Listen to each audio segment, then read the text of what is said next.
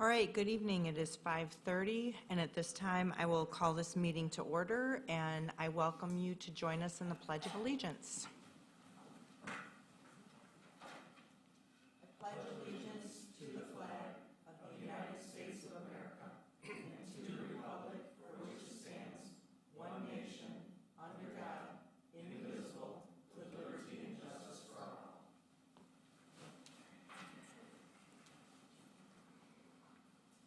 Welcome to the August 26th regular session Township Board meeting for Oshtemo Charter Township. At this time, I will move to item number 3, which is remote location identification for remote attendance when permitted by statute. Seeing that we have all members of this body present in person, I will close item 3 and I will move to item 4. And invite a member of this body to share the core value of our township.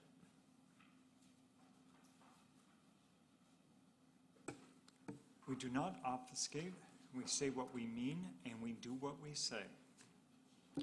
Thank you, Trustee Chapman. That's that word I think we're going to look at when we go into strategic planning, but the point is still very relevant. Next, we move to item number 5, which is the approval of the agenda. Is there anyone here wishing to make any changes to the agenda? If there are not, I would welcome a motion. Motion to approve the agenda dated August 25th, 2025. Support. Motion by Trustee Chapman and support by Trustee Ford. All in favor say aye. Aye. Aye. The agenda is approved as presented. Next, we move to item number 6, which is public officials and community partner updates.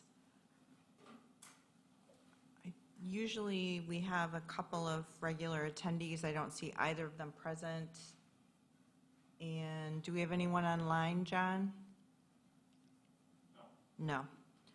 All right, then we will close item 6 and move directly into the work session. The first item up is 7A, which is our continued discussion regarding compensation adjustments and the HR recommendations. Included in the updated packet, which was sent to you yesterday. My days are getting, but I do see that the HR director, so the information in front of the board in paper form is also available in the online packet. I just don't want to miss that opportunity to call that out. So at this time, I will turn it over to Sarah. Hi, good evening, everyone. This is a continued discussion on the compensation policy and new pay grade structure rollout. There was lots of feedback received at the last board meeting. So what you have in front of you is an attempt for us to reach consensus tonight on how we move forward with this rollout. I do want to preface this by saying I think I would love to reach a consensus today, if at all possible. There has been a lot of anticipation with the staff to keep this moving, and this is an attempt to keep that moving tonight. So I also want to say that this is the first step for us into ensuring that we have a solid policy, a very clear and transparent compensation structure.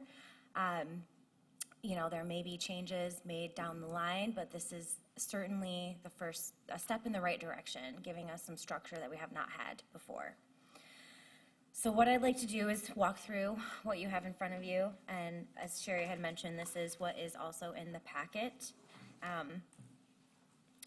For the work session today, it will be a discussion with an attempt to reach a motion, I would hope, today. And then I think that motion, there's an agenda item in the regular session for that motion. So, following the board discussion regarding the next steps that we had last week, there's further discussion to be had. And in addition, some changes were made following that feedback that was received.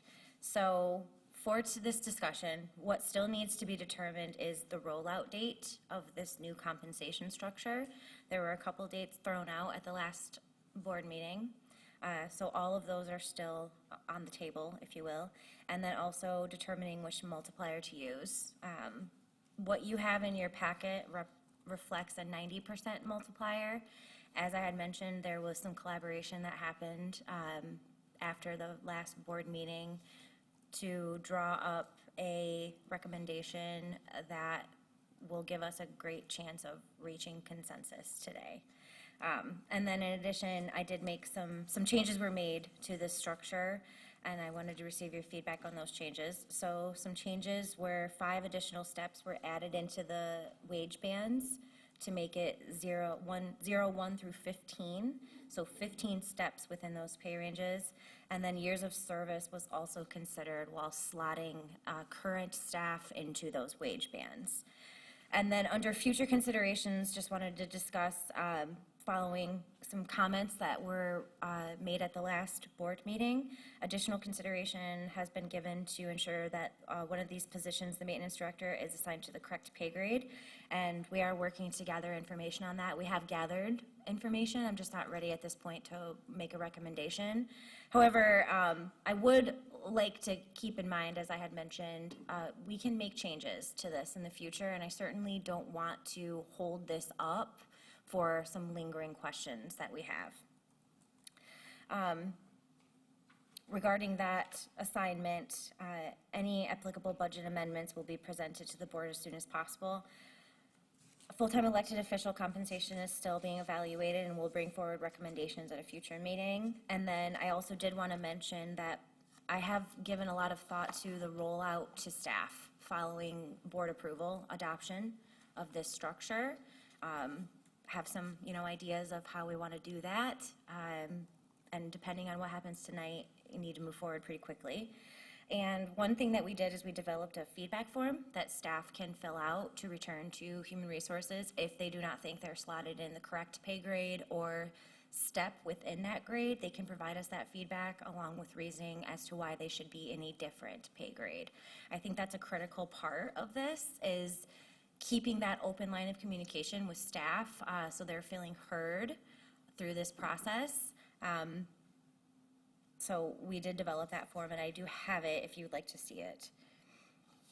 So having said that, that is the front page of the memo. And then the next 7 pages, I believe, is the salary structure, so the actual pay grades. Again, this was based on the 90% of the market data that you see before you. However, I do have the numbers for different multipliers if you'd like to see those as well. So that's that.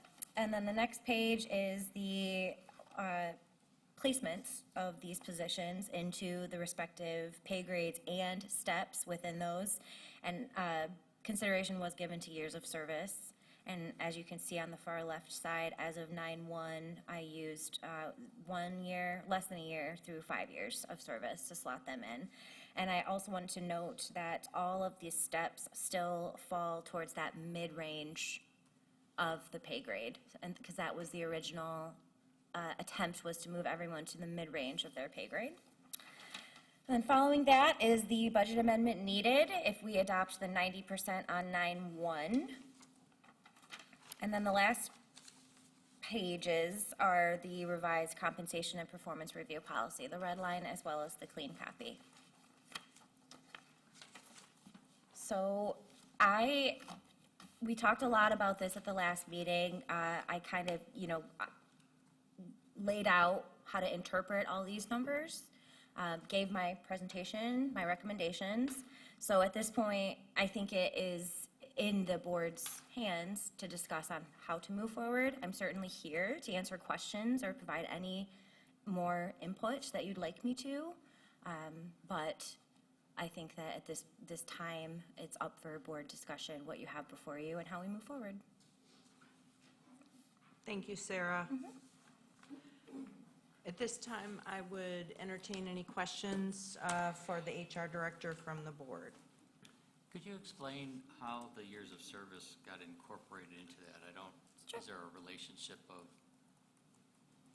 what did you use it for and how did it affect Sure, yep, so what I did is I pulled everyone's years of service, and then, as you can see on that table on the assigned wage bands, took what their years of service would be on 9-1. Anyone that fell under 1 year is assigned to the 05 grade, 1 year to 2 years, 06, 2 to 3, 07, 3 to 4, 08, 4 to 5, 09, and then over 5 years was in the 10 pay grade. So in the old system, or the previous proposal, Yeah. you were trying to slot people at 5, and if you added 5, they would have been at the top, so you added 5 more grades, so it's Correct, to 15. and spread so it it's out still- more. Thank So you. all of the assignments still fall within that pay, that mid-pay range. Okay, thank you. Can you talk about the form for the consideration of reevaluating, and if there would be a process of appeal with that, or if there would not be? Well, the form itself is a process of appeal, essentially, for the staff to, once they're assigned, once the board adopts this policy and they're assigned to a pay range, here, this is the form. So the form allows staff to give feedback on their assigned grade. They can also dispute or ask for a reevaluation of where they're slotted with reasoning and recommendations on where they should be. And then that form would be received, returned to Human Resources for further discussion and reevaluation. So who ultimately would make that decision regarding the appeal, or regarding the information placed on the form? Would it be just yourself, or would it be? The personnel director, which is Sherry Bell. Yep.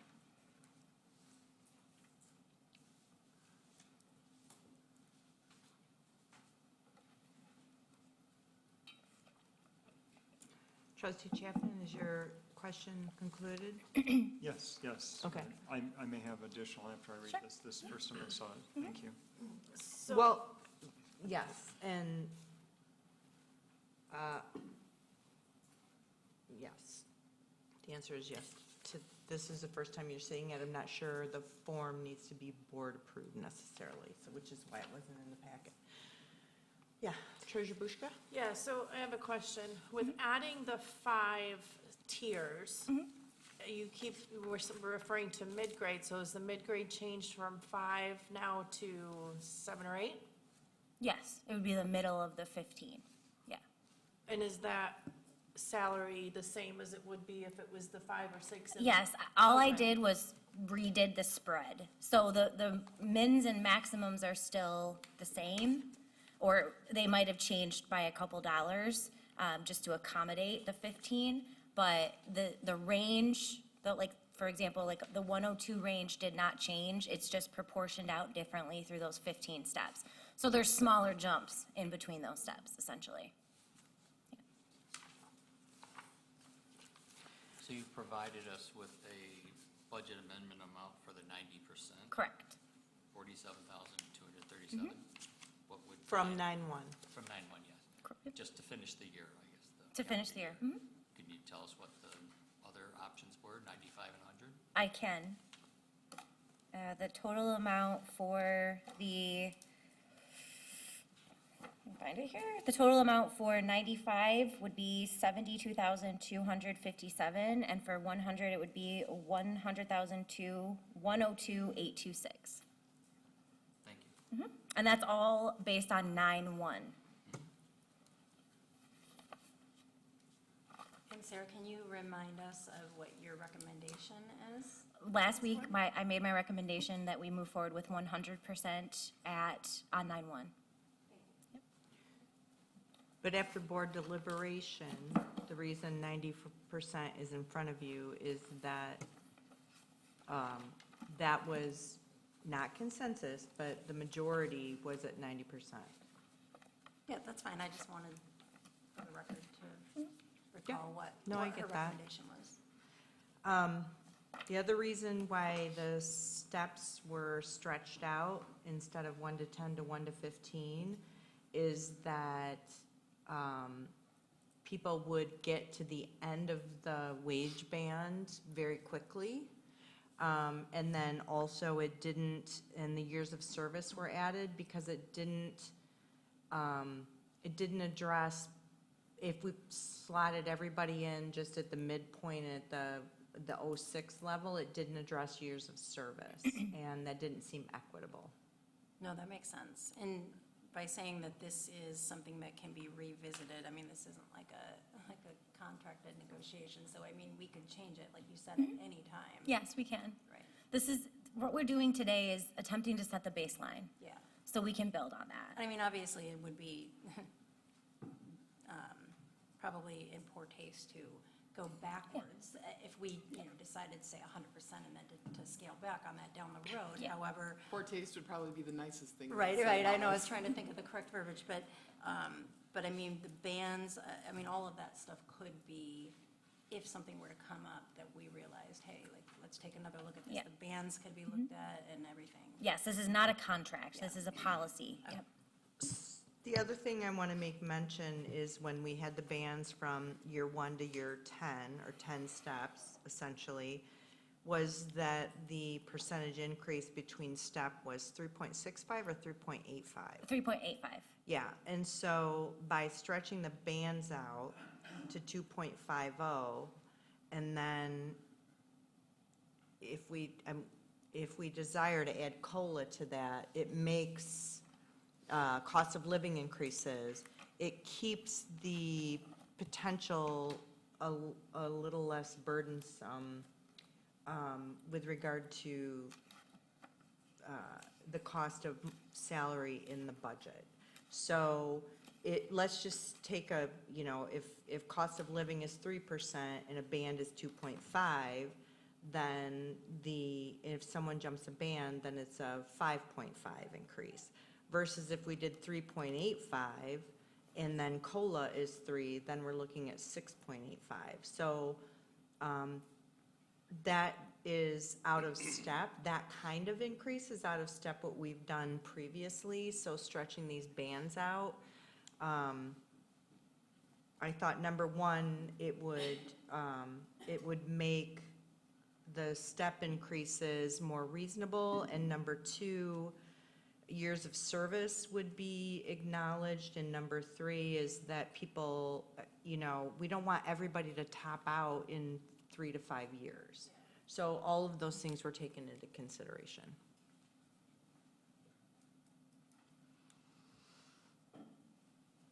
So steps are based on evaluation, but giving a COLA raise would automatically put somebody into the next step anyway. Oh, as I mentioned in the previous meeting, we would inflate these ranges with COLA if we decided to do a cost of living increase. All the ranges would increase by the cost of living. Okay. So we proportionally increase these ranges with cost of living so people are not getting out of whack because of COLA. Okay. Yep. Hi. Hi. I got a couple questions. Sure. So the years of service piece, I don't remember that being a part of the board conversation. I remember some public comment on that. So I was surprised to see that included.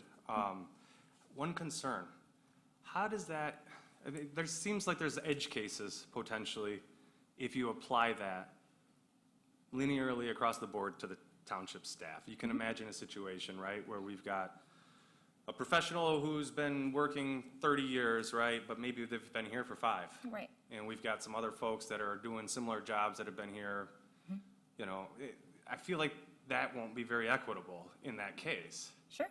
That's a great question.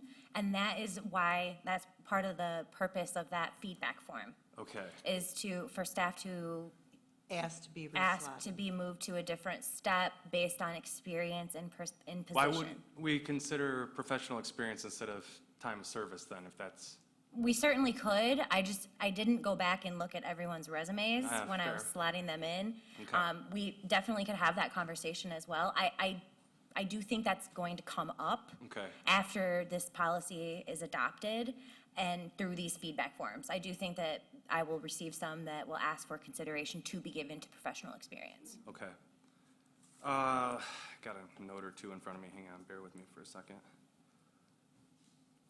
Another thing from the last meeting we requested all the data, so it was pretty adamant from the board that we wanted 90 and 100%. So if you have that data, could you make it available to us? I do have it. Okay, do Would you have you- like enough copies for all of us to look at? I do. Okay, I would appreciate a copy Okay. personally. So what I have is, would you like the budget amendments? Is that what you'd like to see, or, well, here. I kind of wanted to see this table of the bands. Okay, Yeah, yep. and then the budget amendments. So what I'm having is really small, I apologize for that. It's okay. Is 90%, 95%, and 100%, the bands. Okay, And then also the budget amendments for the 95% and the 100. okay.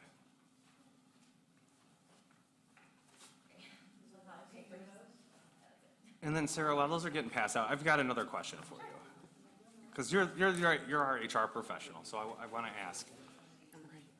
In a workplace where you have a workforce that's bifurcated, like ours is, where we have an office staff that's at-will employees, and we have a fire department that's covered under a collective bargaining agreement, how does an organization create cohesion between those two types or classifications of workers so that we don't have an equity imbalance? Because what I'm seeing being brought to me here, and some of the discussion by my colleagues on this board about, maintaining reasonable step increases over periods of time, trying to slot people, I don't feel like we've gotten that same scrutiny of our CBA employees when we've got step raises in the 10% that are being asked for. So I worry about equity, and I want your professional HR opinion on how we should be managing that. That's a great question. So what we are doing here and with the CBA is attempting to bring everyone to market. That's why we ran this compensation study. That's why you approved to run it, was to make sure that we were competitively and fairly paying our staff. The same work was done for the CBA, just not with Siegel. It was done internally. And so we collected comparable data with other fire departments, which is what we based the salary structure for these firefighters on over a 3-year period. The Siegel data that we collected also included firefighters. It did include firefighters, however, it was very, kind of all over the place a little bit because everybody pays a little differently. They have different hours scheduled. It was Okay. a little hard to navigate Hard to on go Siegel's end. Like an apples to apples Yeah, comparison. so it was easier for us to kind of pull our comparables for that. We certainly did look at the Okay. Siegel data, however, the comparable data that we pulled during negotiations, I would say was much more comprehensive Okay, than so- what we saw. So with your understanding of that CBA tentative agreement that we've got, and these proposed increases, do you feel like we would achieve equity? And if so, at what multiplier for the office side? So when we looked at the CBA comparable data, we did make it comparable to our neighboring municipalities. So I could make the argument that that is at 100%, the CBA data. Okay, So, okay. yes. So if we were to pull the Siegel data, then looked at the CBA, we would see that those slot pretty in alignment with what Siegel had found for, Well, for the firefighters Yeah. in general? No, I think that the comparables that we pulled you during pulled. negotiations were more reliable for us making those decisions on what compensation should be to be competitive. okay. Yeah. Understood. Thank you.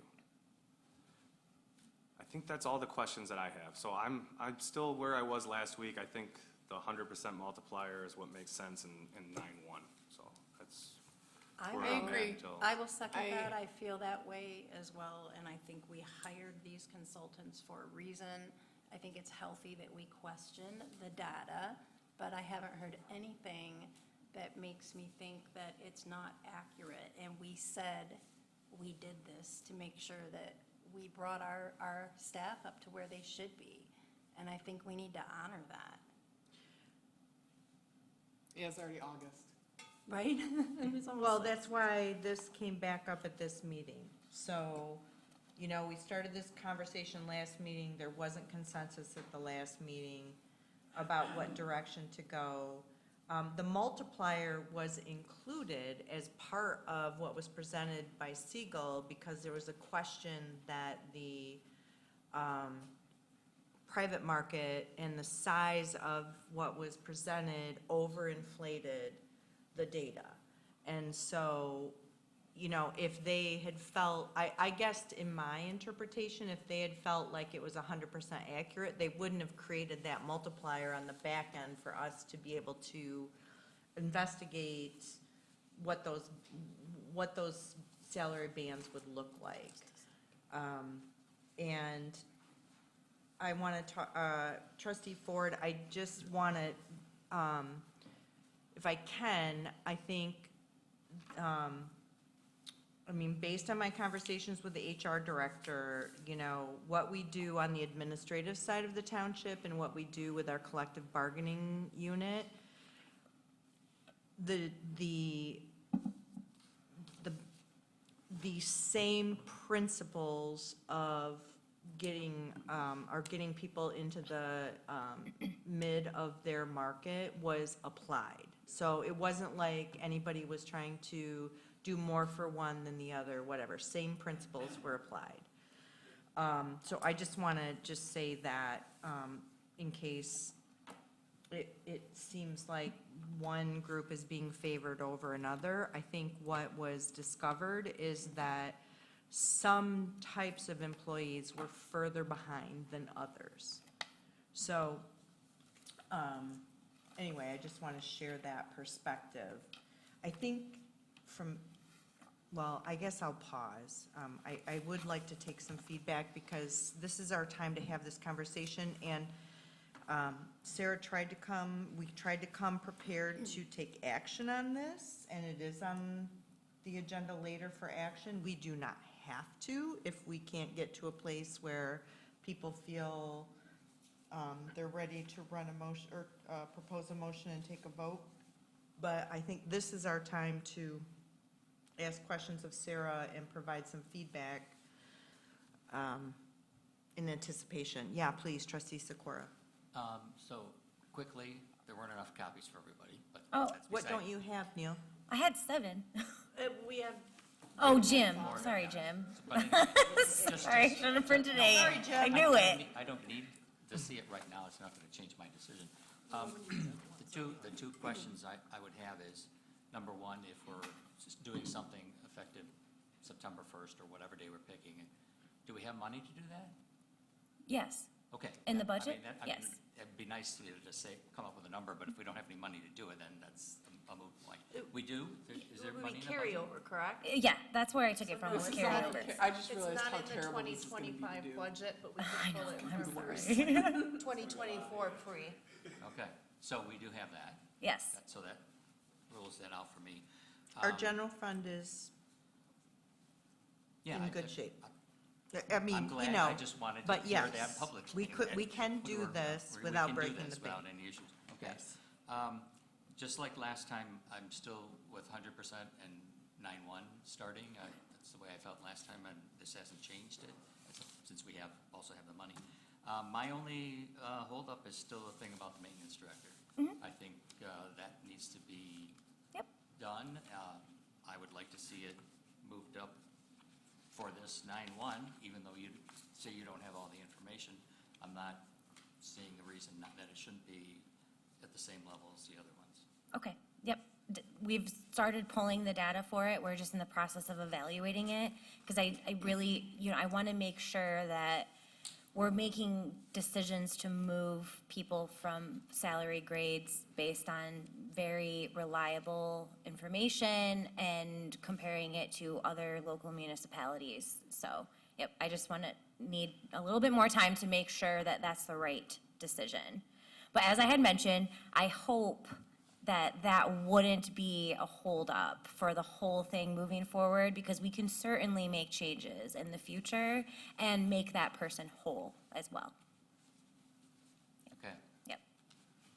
And I can bring forward, absolutely, I will bring forward the information as soon as I have it ready for viewing. Yeah, and some of that is, as I said last time, I appreciate that we have the data and we should be using the data and everything. I was was more concerned that it didn't seem like the particulars of the job here Yep. necessarily fit in with the data that you were going to get or that you were using to compare. Because if Yep. the data you had was slotting in at one place, and I think that's way undervalued, you can look at more data if it's going to put it in that place. But the actual reality of working here, I think, Yeah. part of that is not, okay, well, I'm comparing apples to apples. It's more of the reality of what the Yeah. job entails. and the So person in I the would system. like to, oh, sorry, Sherry. Yeah, it's okay. So the multiplier addresses that some too. So it's acknowledged as part of the Siegel study that nothing aligned job description-wise 100%. So the multiplier also addresses that. And I'd also like to say that I agree with Sarah. I don't want to, I mean, if the board decides they want to continue this discussion after this meeting, we can certainly do that. I don't want to, it seems uncomfortable to me to highlight one position should be viewed differently from the Siegel data versus others. Like that feels a little bit like a slippery slope to me. I mean, Sarah's going to, or is already engaged in that research to make sure, but that makes me worry that then we're going to have 40 people who do the same thing. You understand what I'm saying? Like, I feel like you pinpointed one position that you feel is very highly valuable. I'm not disagreeing with you that position's highly valuable. What concerns me is that we treat that position differently on the Siegel data, that we're applying to everything else. Does that make sense? But I think in the past, we've already done that to other employees, so this shouldn't be any different. Yeah. Such a, I mean, I'm not I mean, coming. we had that discussion a couple of weeks ago in the HR group. Okay. I also would like to take this time to note how Siegel pulled these comparable numbers. They didn't go to market and look at job descriptions, they looked at job duties. So that was really what we paid them for, was to dig down deep into those different job descriptions. Maybe the maintenance director at a different location is something different than it is here. So that was part of the work they did, was making sure that the job duties aligned with the market, what they were seeing. And then also additionally, we have an opportunity to review these job descriptions, and reviewing job descriptions, making changes to them, making sure that everything is captured within those job descriptions can be part of that future work that we do through this study. So I guess I'm saying that, we're pulling the information for this one in particular, but there's opportunities for us to do that with other positions as well. And that just ensures that we have the right duties within the right job descriptions. People are able to bring forward if there's something they're doing that's out of their job description that may affect their pay grade. So we're building in those opportunities for people to have that reevaluated and give their feedback. And the new policy says that you'll do that every 3 years anyway. Correct, looking at the market data every 3 years to make sure that we're still aligned. Yeah, but if someone submits that feedback form, which they can do at any time if they'd like, we'll give consideration, reevaluation consideration to that feedback. Conjunction. Yeah. Yeah, I know, I get fixated on certain things that I just think are not right, I guess, to put it simply. And I, run with it, and I don't tend to let it go if I really feel passionate about it. I just think that, I can't vouch for, like every single employee or where they are. I just know the people that I interact with regularly or that I see doing things. And in my mind, I'm trying to keep the talented people that we've hired here paid and happy and willing to stay here, because I understand how vital that each individual employee is.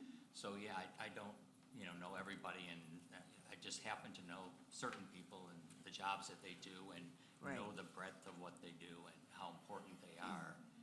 so I'm passionate about that in the cases that I know, and this just one just stands out to me. And maybe nobody else feels that way, and that's fine. I'm just, I'm willing to go to bat for people in their positions, if that's the way I feel. And that's my observations. I mean, nobody's asking me to do it. My observations and my activities and involvement around the township it just puts me there. And waiting 3 years for an evaluation is one thing. The other part of that is someone has to come forward and ask for them to be reevaluated. What if they're not going to do that, or don't have that in them, or they're, whatever, I like the place, that's good enough for me. Who's going to go to bat for that person? And in this case, I'm going to bat for that person, I guess. Okay, I appreciate that, and I'm confident with where we have these positions slotted. I relied on Siegel to complete this. Like I said, I'm confident with where they have positions placed, but that doesn't mean that another look can't be given at something. But overall, I've looked at these numbers till I'm blue in the face for weeks and weeks and months, and I've gone over every scenario in my head, and what I'm putting before you today, I do stand behind. So, having said that. So is everybody slotted in this 101 to 117 where Siegel recommended in the beginning? No, there were minimal changes made to certain positions given their level of responsibility. Right, so liability. I'm agreeing with Neil, and I don't think it's not a bad idea to reevaluate that one position before we put this in order, because we've done that with the other staff. She's doing the review, right? I wholeheartedly do not think that we should hold this up any longer for one position, because what we can do is we can go back and make changes, but there's 50 employees that are affected by this, and I'm very committed to making sure that this one position is in the right pay grade, and we can always go back and make that person whole from 9/1. And I'm glad you said that, because I hear you, and I think your stance is noble. It's a noble one, but at some point, I also think that we have to trust the people that we have hired, and, I have a lot of faith in Sarah doing her job, and, with you saying that with that conviction, I do think that if this were to be looked at, which I believe you will look at it again, Yes. that it will be looked at properly and not just in a dismissive manner. But I don't think it's worth holding this up.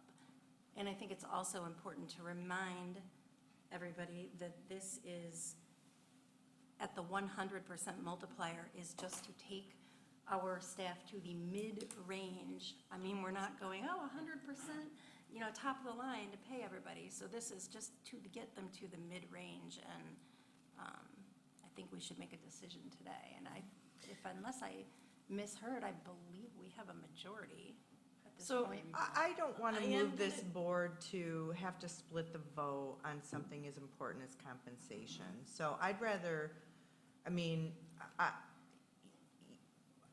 it's changed since yesterday, so, and I'm keeping count. I kept count last meeting, I'm keeping count this meeting about what I'm hearing. But this is the compensation of our employees, and I think that, from my perspective, we should not come at this a divided board. No, and Are I'm we not, divided? I agree. I mean, if we need to have more Uh-huh. discussion, we need to have more discussion. But I Yeah. guess it would be worth taking a poll of maybe to see if anybody is still hung up on anything that can be discussed out, so that we can come to an agreement Yeah, today. I guess, where are we? I know my So I'd opinion like to changed. do an apples to apples on my role, right? We're compared with Portage County, city, Your role? my role. But that's not a part of this. But as an example, Oh, okay. as an sorry. example for an apple to I apple. understand. Because I don't check on other people's salaries, I just know where mine falls, right? So with the county, the treasurer there is at 160,000. He is my comparable if I was in this. He oversees 10 municipalities and millions of people. I oversee 23,000 people-ish versus the census. So to match me at 100%, to me is outrageous. And that's why I'm still at the 90%. Well, as a reminder, the 100% is the aggregate total of all the municipalities polled. There are some larger ones, there's some smaller ones too. But most of them are the same size or larger. There's a range of municipalities that they polled, yeah. All right. But- Wait, is this discussion about whether or not we trust the data again? Are we back to that? That's how it feels. It feels that way. There's business on this agenda. I'm ready to make a motion. Well, we So I'd like to can't. do We're not that. in regular session yet. We're in an open public meeting. We can make motions. We're in the work session. It doesn't matter. We can make motions. We're in a public meeting. We've notified the meeting. We're holding a meeting. We can conduct business. But if you'd like us to wait till the regular session, we can do that. But if we're talking about tabling this for another night, not interested. We're gonna have a decision tonight, one way or another. That's how I think it should go. And I'll make that motion at some point tonight, when you're ready for it. Yeah, I have no interest in holding the whole thing up. The decision should be, I just want to make sure my point comes across. And Absolutely, it's noted and understanding what my rationale is. very And much. why I think it's very important. And I obviously will be disappointed if you end up with a different decision than what I'm suggesting. But, you know, that's, I Yes. respect your role and I'm not questioning what you did or the data that came forward. I'm just thinking that there are ways to make it more realistic than what the data has decided, you know, so. Okay, yep, for sure. Thank you, trustee Sikora. Trustee Chapman? I was waiting to hear everybody's opinion because it's a very contentious topic. And so, yes, I will bring up the same concerns I did before. They're twofold. I do believe that the concerns about the data need to be addressed. They can't be addressed, but I believe that the factor of 90% helps accommodate for the data that was provided.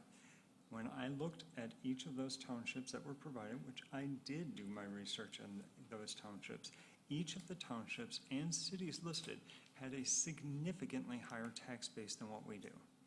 And that is a concern because I do believe that that skews the data.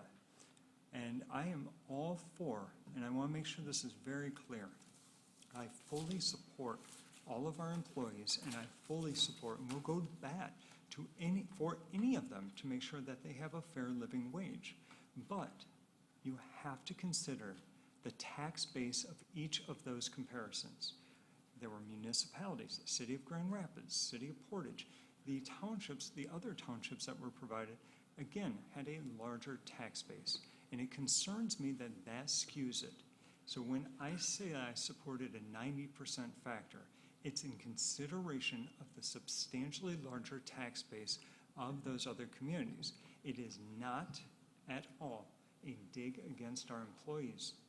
It is a concern with the data. And yes, I brought that exact same concern up when they were here. I brought it up at our last meeting. And they did not answer for that when they were here presenting.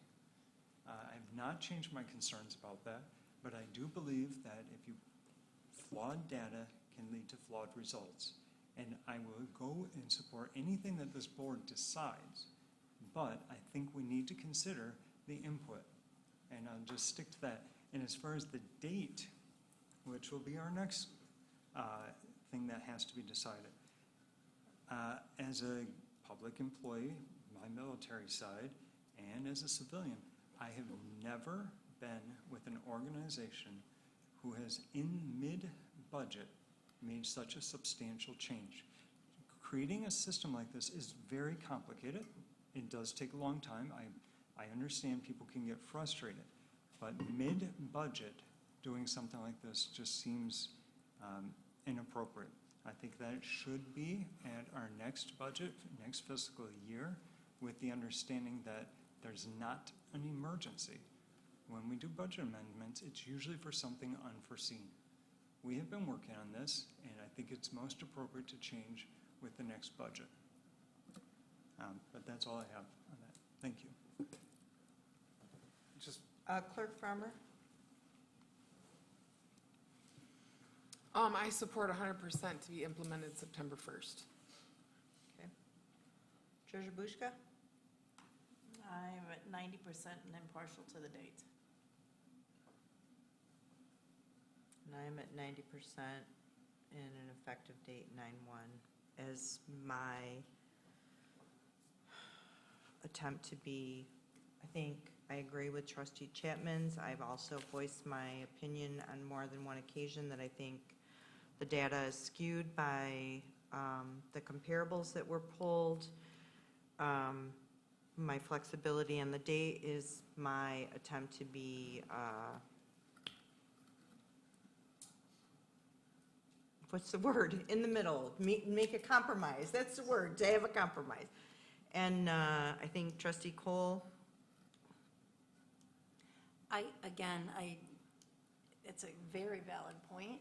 I just cannot fathom how we are now, we've hired this company to do this work for us. This is what they do. This is their area of expertise. That's why we hired them. And now we are questioning their data. And to me, are we gonna do this with every single thing? Are we gonna be involved in contracts? Are we gonna be, I mean, not contracts, but, If we didn't trust the data, I we shouldn't trust have the paid that data. bill. I trust the data. I trust your position on it, being far more immersed in the details than I am, or anybody on this board, I would imagine. And I respectfully still support 100% on 9/1. okay. It's our straw poll for now. Any final questions for our HR director? Hold on. Is this item's on our regular agenda, is it not? It is. It Yeah. is. Thank you. That's all I had to make sure. 14, I believe. Yes, there it is. Thank you. Yeah, I put it on there on purpose, with the hope that we would. That we would be able Yes. to make a decision. That is Okay, correct. that's And fair. I figured I'm this- sorry, I forgot that it was on the regular session. That's I okay. thought you were trying to That's, table it it's earlier. okay. And I figured this conversation during the work session to get started would be productive. All right, thank you, Sarah. Thank you. I'm going to close this title, or this topic right now, and we're going to move into our other work session item, and I've promised our Public Works Director that she would have a minimum of 20 minutes. So Anna, you have 20 minutes.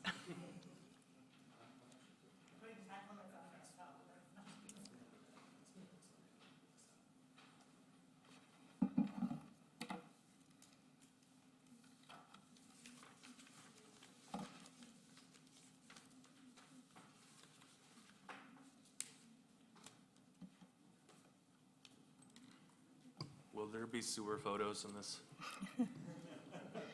No.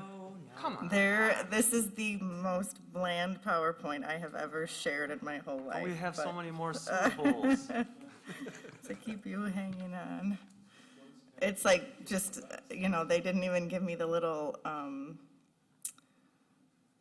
options to do fun, creative design, so it really is true classic PowerPoint here. Here we go. Yeah. Use Notepad to make this? The little paperclip guy was, Oh, yeah, jumping around. No. Thank you for the time tonight. Kind of following, all the conversations that are happening at the board level and internally. We obviously are deep into budgeting right now. And so it is an accepted challenge in Public Works to go through our budgeting process. So I do want to kind of give the board an update about where we're at and some of the things that we're going to have to be making decisions about to move forward. When I say Public Works funds, I think of the road fund. We have a millage for that. We have the sewer fund. We still have a water fund. And then part of the general fund goes towards specifically non-motorized projects, or really what's left for Public Works in the general fund. So those are the funds we're working in between. Obviously, probably not a surprise, probably as true as my black and white PowerPoint, is that infrastructure costs continue to rise. It's less about supply chain anymore like it was a few years ago, but it's really about contractor availability, and that they kind of have the market right now, so they can pick their projects that they like. And because there was extra funding released a few years ago, we are still seeing the residual of quite a few projects in the market. And again, it helps with them be able to pick the type of projects that they like, as well as there's a lot out there, so it's just the capacity too. We are also noticing that permitting is getting a lot longer, again, probably because there's more projects out there.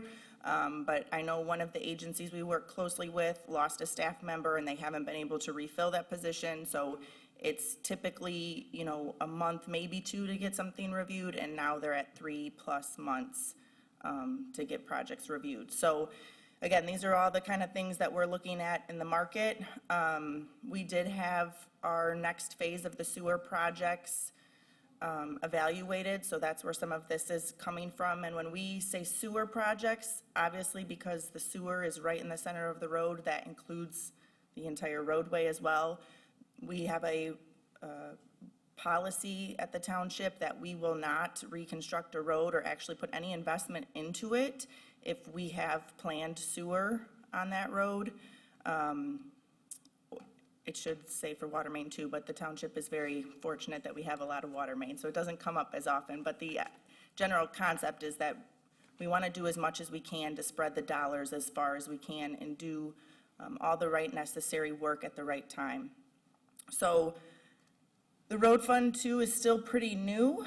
It was only started in 2021, and so it is still us trying to work through what the board would like to see that funding go towards and the priorities. You know, when we came in, we presented it for the preventative maintenance and the sewer projects, and you know, I just want to still check in with the board that those are the two biggest priorities, and talk about some of the other things that we're seeing from the new master plan, the projects in the area that we've been able to partner with by using some of that funding, so that we can get that feedback from the board when we present a draft budget.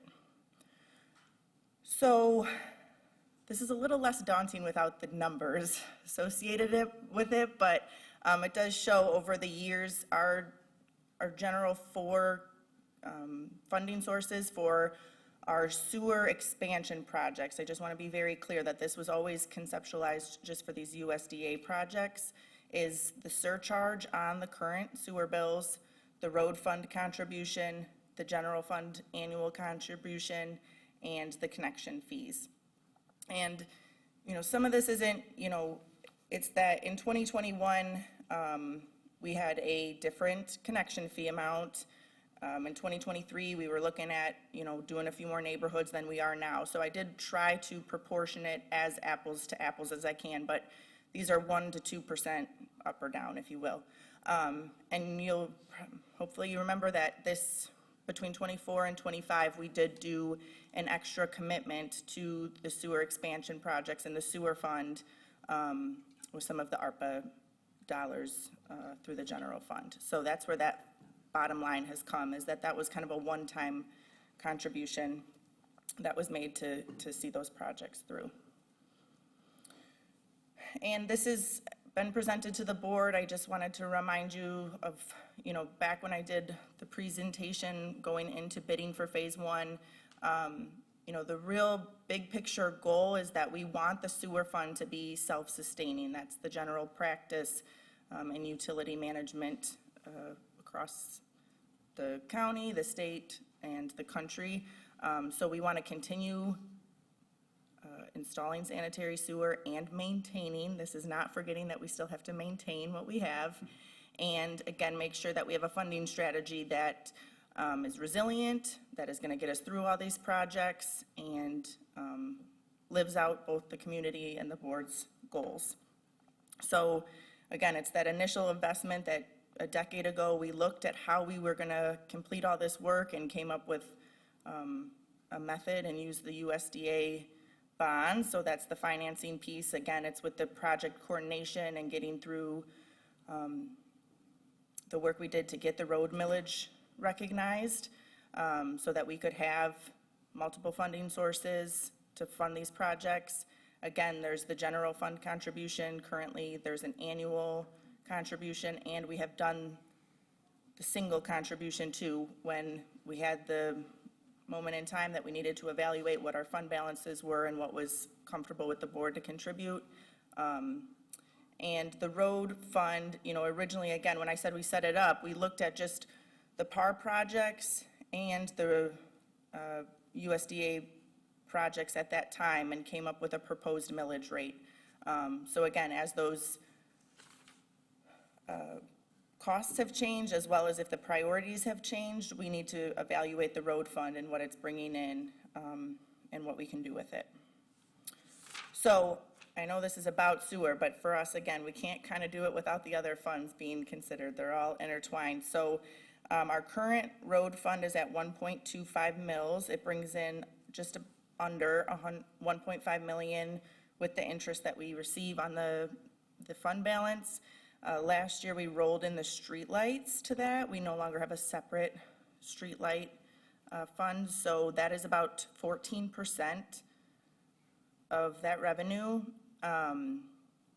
We were talking about this earlier, and it's actually one of the, a splash pad was the coolest project as an engineer for the public to see revealed, but people really appreciate the streetlights, and it's a noticeable thing that the night that they're on for the first time, it does make a difference in people's communities. And so when we're going around even asking people for easements for non-motorized and asking them for their feedback, streetlights is probably the most popular topic that comes up. So we do want to continue that commitment to looking at how do we do the conversions and the additions.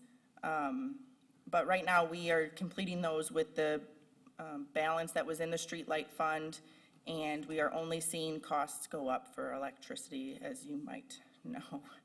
And then operations, so staff salaries, pensions, FICA, IT, so some of the software we use, and our audit fees is about 10% of the budget, the expenditures. And kind of give or take on an annual basis, we're spending about 25 to 30% of that on preventative maintenance, so that's the PAR projects we do with the road commission on our local roads. And then sewer reconstruction, that range is really because, the lower end is just to do the sewer expansion work. This year we're doing Chime Street, so that's a little bit additional money that we are contributing to sewer projects that might not be in the USDA project, so it can fluctuate.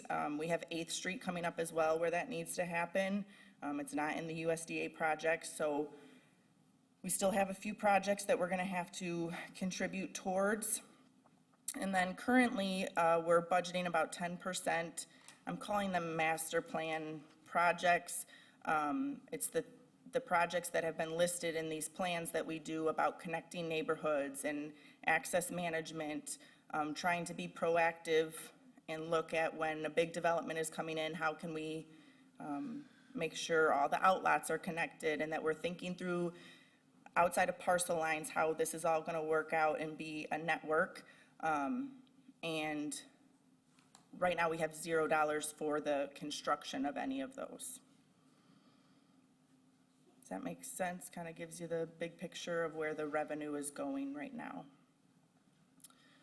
So when we look to the next year, we can keep it status quo, but these were just some of the things that I wanted to share with the board. I'm not looking for specific feedback tonight, but just to understand where the board wants to prioritize within our current budget. So again, streetlights, some of these master planning projects where we're looking ahead at some of the transportation planning and studying so that we can be better prepared to reach the goals of the master plan in the community. I actually seen those through implementation to construction. Preventative maintenance, we can continue to do that. I will say we are running out of roads a little bit. It will get back to normal once we get through the sewer projects, but right now everything that is a PASER rating that needs work, a chip seal or whatnot, is really staying at the top of the scale. So we're always really having the road commission have to think about projects for us. So again, the sewer reconstruction projects, what I mean by keep connection costs low is back on that initial chart that I showed you, we really haven't moved those connection costs. They're at $7,500. And so if we want to not pull that lever, if you will, we'll have to look at the other funding mechanisms. So staffing, I'm not saying we need more staffing. I think we're pretty set right now, but the staff that we have, you know, spending our time and moving forward some of these initiatives to change Act 51, look at the road design standards around here, improve safety, talk about pedestrian crossings, all those things, which does lead into the next one, which is more non-motorized. So the way our road fund is written, it can be eligible for the entire complete street, if you will. So that does include non-motorized, and even if it's not installing straight lines of segments of sidewalk, it can definitely be used to do some of the road crossing improvements, the signal upgrades that are needed, the push buttons, all those things, you know, that are much more typically direct with the road work. And then any other priorities that I might not have thought of that you want to see. There's this really cool painted intersection right now in the city. If anybody saw that, we could do something like that. Just kidding, but I'm sure there's other ideas out there that we haven't thought of, but we definitely need some feedback on where we want to be spending these funds. So we did, like I said, we did get some updated estimates for phase 2. Our consulting firm used the bid prices from phase 1, which is currently under construction. Personally, I want to make sure that after just, you know, it's similar to what Sarah said, I want to make sure that I'm up here and I have vetted anything that is presented to the board in the community, and I am confident in what's being presented. So, you know, we got one bidder on that project. We probably didn't bid it at the ideal time. You know, there's a few things that can go into how costs and bids are set up, and so we have one really good resource. MDOT does share all of their average unit prices for the standard pay items that they have on a project. So we are having a third party review that before we bring it forward to the board. It will really need some decisions to be made if those are the costs. And so again, I just want to make sure that we've worked through that, really understand what some of the risks that we have are and how we could potentially change our contract structure, our timing, the size of our contracts, all those things to get the best value for the residents. So we will have those at the next meeting for the board. And I guess in closing, I don't know if I'm even near my 20 minutes. I wasn't You watching. still have, that's all right, you still have 7 minutes. Okay, so I could bring up some pictures. I'm just kidding, I won't do that. But again, just reaffirming from the board that, you know, we are committed to phase 2 and continuing sewer expansion. And then again, we're, for our next steps, looking to the board to help us prioritize what you would like to see in the budget and where we're spending our funding, and, you know, how we get those things done then. How we pay for them. So anyway, that was just kind of the update I wanted to give to the board. You know, we've got a lot of the meat of our funds done, and we just need to finalize it. So again, we could probably think of a lot of things to do, and definitely spend money getting projects done, but we want to make sure that we're following what the board envisions, the community has put in the master plan, which is also coming in the next few meetings. So all those things I think will help us strategize on how we spend this money, if that makes sense. Anna, do you want to go back to your slide that sort of has the different, the one that has the different kinds of, there you go, The priorities. shoot, that's only just the road fund, but I think it's a good place to, I could do something similar like this for the sewer fund and, yeah. I mean, for our portion of the, So general fund. I think Anna's looking for some feedback from the board, and there's, it's not gonna be an answer, but, when the different kinds of public works projects that, she's right, they could make a list, a laundry list this long, and we can only do this many. I think she's looking for, what is meaningful to you that the township is working on. Trustee Ford? Can you go to that priorities slide? Yeah, this one. The question is, with respect to Act 51, anything in your department happen on that at all yet? Is there any, conversations with partners? I'm just curious if there's been any movement on. Yeah, I mean, I had to have Sherry in the legal department explain to me how House bills work, because I signed myself up to track House bills. Okay. So there's, that kind of stuff that we're, Okay, following. I think we have, because we have the staff with the experience we have, and I will give Sharon a ton of credit, is that we can now have those conversations at a much different level with the Act 51 agencies we're working with. okay. And we have our new transportation and mobility ordinance, and so we have the authority to use that expertise and our professional credentials to require studies to be done that the other road agencies wouldn't do. So we're starting to, I think, just crack the surface, if you will, on more enlightenment to that 85th percentile is Okay.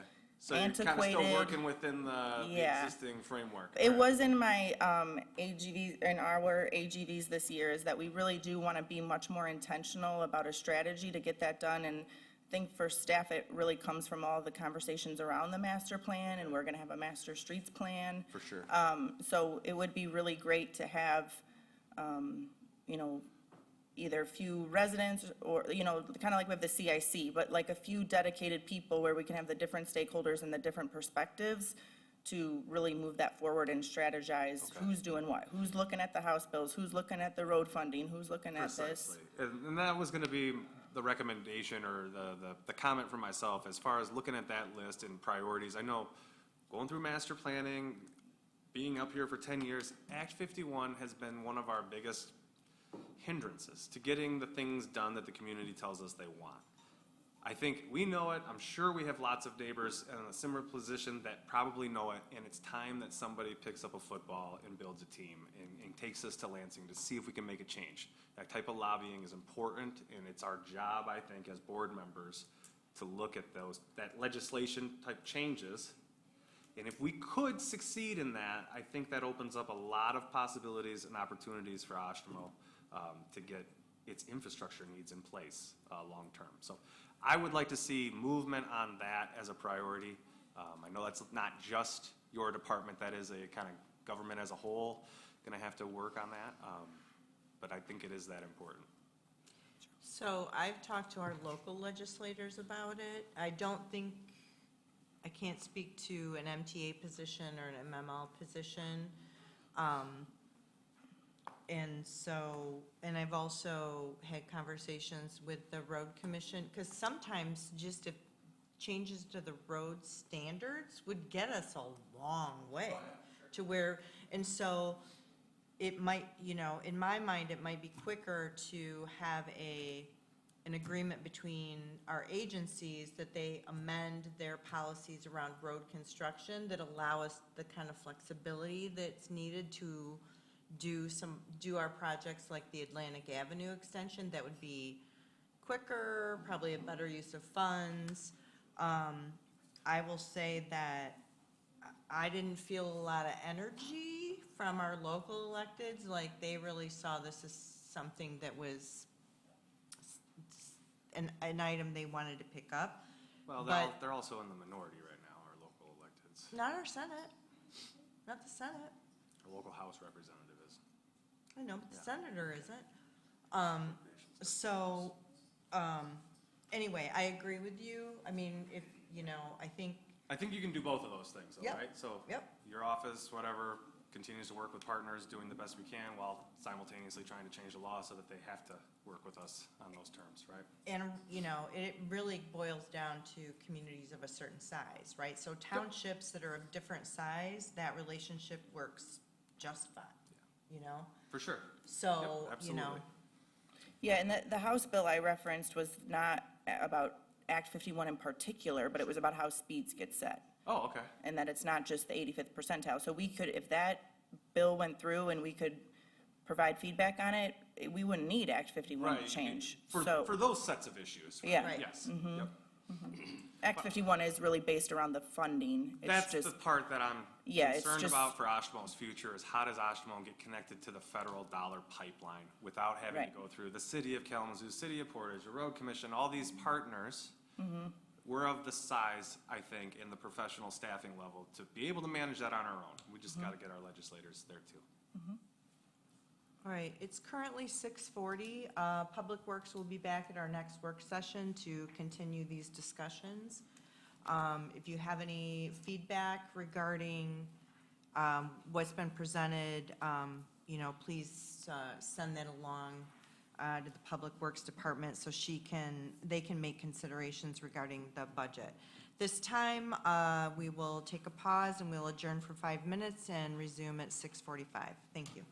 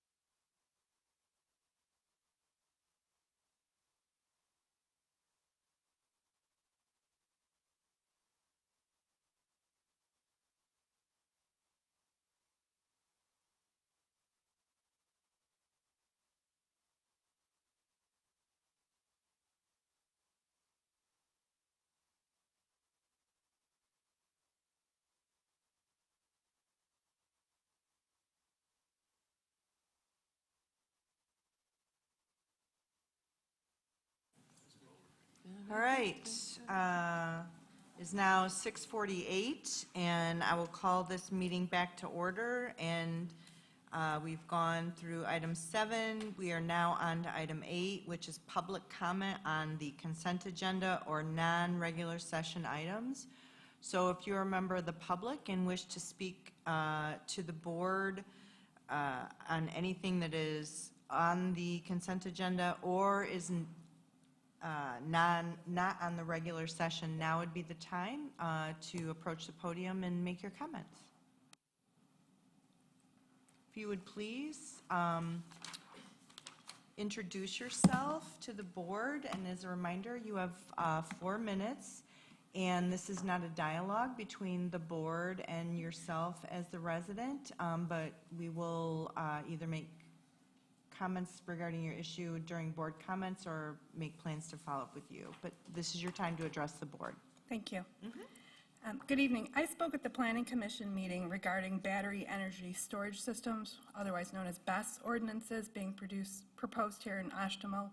For those not familiar, these are semi-truck trailer-sized batteries set on concrete pads, often by the hundreds, clustered near substations. They're being promoted as new green technology, but nearly every town that has approved them in recent years now regrets it. Developers are pushing to fast-track them anywhere possible due to government subsidies for breaking ground in 2025. Our neighboring township, Comstock, is dealing with major community backlash after approving a BESS. They even commissioned a full study, and I believe Oshtemo should consider that information before even considering zoning changes to allow BESS to be brought in. I want to stress the real impacts on families like mine. The land next to us was sold at a high premium to an out-of-state realty company that specializes in bringing in these systems. Adding acres of BESS units, each with cooling fans and air conditionings, would be devastating to listen to. Developers themselves admit that the noise from these facilities is a concern. Safety is another serious issue. Across the country, several BESS fires have occurred this year alone. When battery cells fail, they release flammable gas and toxic gases that cause explosions. Many towns will tell you from experience the fire suppression systems are not capable of stopping this thermal runaway. Batteries cannot simply be shut down. They remain dangerously charged and cannot be removed when unstable. Some sites still have burned and leaking batteries sitting for more than 8 months because of EPA concerns. The long-term health effects for nearby residents are unknown. Oshtemo zoning code requires that industrial scale uses be confined to industrial zones, and that's where BESS belongs, if anywhere at all. Placing them in rural residential neighborhoods risks families' health, safety, and quality of life. I ask that the board proceed with extreme caution in regards to BESS. Please review the Comstock study, listen to residents who live near substations, and delay any zoning changes until the safety, noise, and environmental risks of BESS are fully resolved. Thank you. Thank you.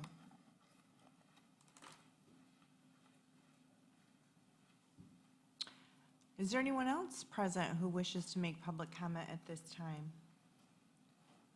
Seeing none here with us at Township Hall. Do we have any hands raised online? No? All right, at this time, I will close item 8, public comment, and move to item 9, the consent agenda. So I have a question. I'm not sure if it would need to be pulled, but August 19th, it reflects that I was absent. However, I was remote. But you weren't eligible to vote Okay. by I just- statute. But shouldn't it reflect, the minutes reflect that I was present remotely and unable to vote versus absent? Yeah, I guess this has never come up before. Yeah, that's fair. Yeah, I would recommend that they I mean, I reference that she was still involved in in the attendance remotely, conversation. There but was only couldn't one vote thing because that. she didn't meet the disabilities requirements. So then we do need to pull that and. Or just approve the minutes with that amendment. I'll make a motion to approve the minutes with the change described by trustee Cole. Support? Motion by Clerk Farmer, and support by trustee Chapman. All in favor, say aye. Aye. Opposed? Motion carries 7-0. Item 10 are budget amendments. First, we have item A, Township Hall sanitary sewer connection.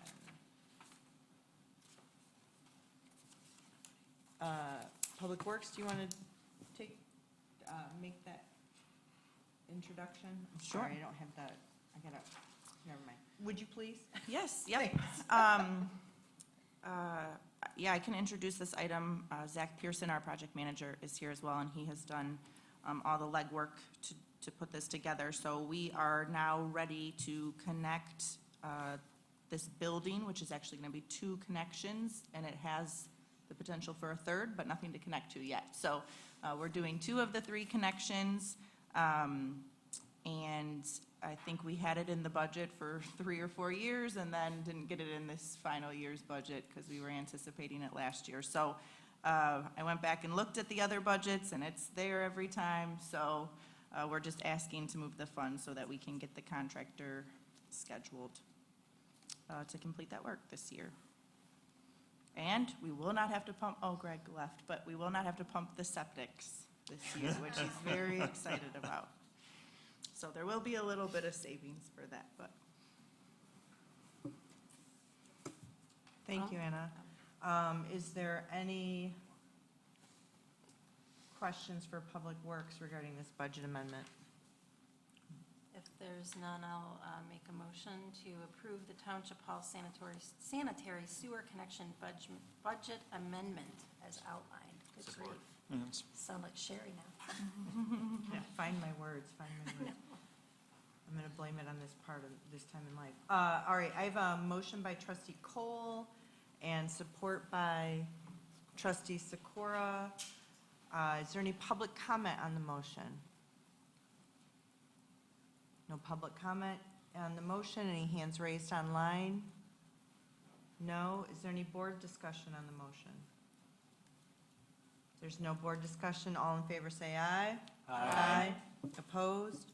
Motion carries 7-0. Next, we have item B, which is the demolition of 6227 Stadium Drive, and we have Planning Director Jody Staforia here with us to introduce this. Yes, this budget amendment is coming from the DDA to move funds from carry over to capital outlay to pay for the demolition of the buildings. We prepared the buildings by abating the asbestos and taking the utilities back to the road so the fire department could train in the buildings the last several months. But it's got on the list of troublemakers and homeless, and so we're having break-ins and having to repeatedly board up windows and doors, and now it's just become a liability. And so we'd like to move forward with demolishing these buildings. And I did put the demolition in there, but it's the first time, thank goodness, Zach has taken over managing this project, but that I budgeted for a demolition, so I had the price from Pitch, which is the company going to do it, last year when I prepared this budget, but the asbestos was unknown. So having expended funds to take the utilities back to the road and abate the asbestos, we are needing to move some funds so that we'll have enough to pay Pitch for the demolition. And of course, the cost he gave me, the proposal was last year, and everything's gone up. So we're asking for a budget amendment in the amount of $30,000 to cover how much we know Pitch is going to cost to demo the buildings, and then if there's any contingencies. And the cost might actually be lower because that includes some fill, but we have a small sewer project happening across the street, and so we might have some fill that we get pretty inexpensively to fill the basements of these buildings. I've got one question for you, Jody. I guess I thought we were gonna burn that building down. I do too. Was that not a part of the plan? No, ever the for fire this department's been training in it No, I'm for aware weeks that and they weeks are, and but weeks. we've done this in the past for residents. I've literally watched them do it. So I just want to understand if that was not, if it was considered or not, and why not? I just want to ask a remember question. discussing it at some point. There's a lot of trees. The comment I heard from our deputy chief recently is that the regulations dealing with the feds and the state anymore, they do not recommend burning anything anymore. Oh, okay. Well, it's Yeah. just like a year or so ago we did this, but, Times change. okay. I just wanted to understand if we could light a match or. Yeah, it and was I double certainly checked with the chief, and they were. Okay, I had to ask, so, thank you.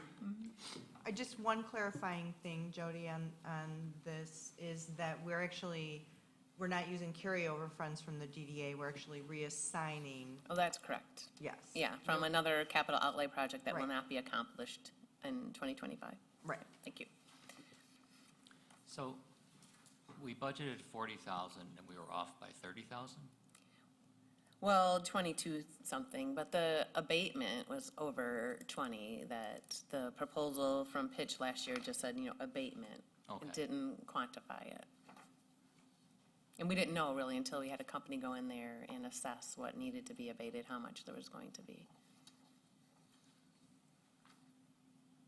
Is there any other questions? All right, thank you, Jody. Thank you. Any board comments on this before I go to public comment? No? Right. Is there any, well, actually, is anyone, are we ready for a motion? You just said you were going to do public comment. I was going to do the public comment after the motion. Oh, yeah. I move to accept the budget amendment for the demolition of the buildings on DDA property as presented. Support? Motion by trustee Ford and support by trustee Sikora. This time, is there any public comment on this motion? None here at Township Hall. Any hands raised? None Can I- hand, no. I'm going to come back to you. Okay. Give me one sec. No hand raised online. I'll close public comment. Any board deliberation on the motion? Yeah, the only deliberation I have, I don't have anything against this based on the discussion, but it seems like we have a lot of these, we missed this in the budgets. We had several from the fire department, we have this, we have a sewer here, but we forgot to put the connection fees in for the township. We didn't forget. It wasn't a forget. We did not include it because with regard to the sewer fees, it was actually a decision to not include the sewer fees because we weren't certain that we were going to close the bonds. So it had been included year after year after year, and the bonds dragged out, and so we did not tie that money up into the budget because the bonds were still uncertain. Okay, And we said, we'll just do a budget amendment. bingo. But the bonds were still uncertain. I mean, No, I understand that rationale. I'm just saying that we're getting a lot of these where didn't get in the budget or we forgot to put something in the budget. Just, well, it was in the budget, it's just costing more than what was in the budget. no, I understand that. I don't have any problem with this. I'm just saying it seems that we get a lot of these requests. That's all. Just making an observation. Well, they can, if it's if it's under $2,000, it can be administratively approved and go on the quarterly budget amendments, and then they come to you in a chunk. If it's more than that, and they want to have immediate action, it needs to come before the board for a budget amendment. So this could have gone on quarterly budget amendments, but it means that the money may not have been approved until later this year, so, I understand that. okay. Just making an observation.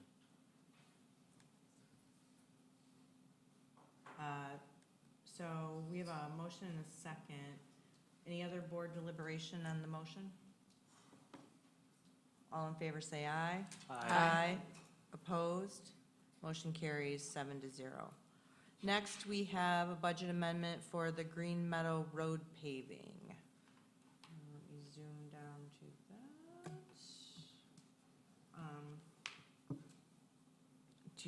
Anna, do you want to present that, or would you like me to invite Zach to come in? I'll let Zach do it, because he's here and he put it together. I'm happy if anybody has any questions for me, but. Okay, so this budget amendment is for an additional project that we kind of had the opportunity to include with the PAR projects for this year. So a little background, we approved the PAR contract, the annual PAR contracts earlier this year, and that included an experimental rubber chip seal for one neighborhood. The Road Commission had just recently advised us that due to contractor availability, that project was no longer going to be included, and they asked whether we had any other projects that were relatively small that we could add to the list of work. Looking over the other projects that we're doing in the area, Green Meadow made sense because we are installing the newly approved traffic calming measures that we just got through the road commission. And then looking at the condition of the road, that has one of the lower PASER ratings in the area. So to get that road on the same maintenance cycle as now the adjacent roads that will be connecting to it, we recommended to the road commission to include that for milling and repaving and then installing these new traffic calming measures. That will allow us to, like I said, get that on the same maintenance cycle as now Skyridge and Driftwood and those connecting neighborhoods, and bring that whole area up to the same PASER rating, the same traffic calming measures being implemented, and just improving that quality for the residents. So this budget amendment and this project is significantly more expensive than the project that was eliminated. So this covers the cost difference there, in addition to that project that will no longer be completed. But I did add some more context here. In 2024, our PAR projects were approximately $170,000 under budget. So we do have that in carryover, plus some. And then we are trending in a similar direction this year. So this is just to make sure that we have that full project amount allocated in the budget, and we are anticipating to then come in under budget at the end of the year once everything's said and done. Thank you, Zach. Is there any questions from the board I have a- regarding this project or budget amendment? Yeah, I have a couple questions. So if the contractor, was it that the contractor was not available to do the project, or was it that the experimental materials? It's that specific type of project, so not necessarily from an overall capacity standpoint. So the question I would have, though, is couldn't we just switch to the non-experimental and continue on the path that we were? Because one concern I have is we put that out, the public sees that, and the residents of that area may have been anticipating their streets being done, and now it looks like they're not going to get done, and we're picking another neighborhood. So the question was whether it was the experimental part, because if it was the contractor availability, we're picking a larger project, so it's the materials that weren't available. Was there any consideration of going to standard materials for that neighborhood, for those affected individuals? Sure. So that specific type was chosen because it's a cost-effective treatment for the life cycle of that road in the current condition, and that is a road that is targeted for sewer expansion in the future. And because of the PASER rating, we chose to do that experimental, cost-effective treatment now because it is so low cost, and it aligns with that policy to not put good money to bad when we have planned sewer expansions.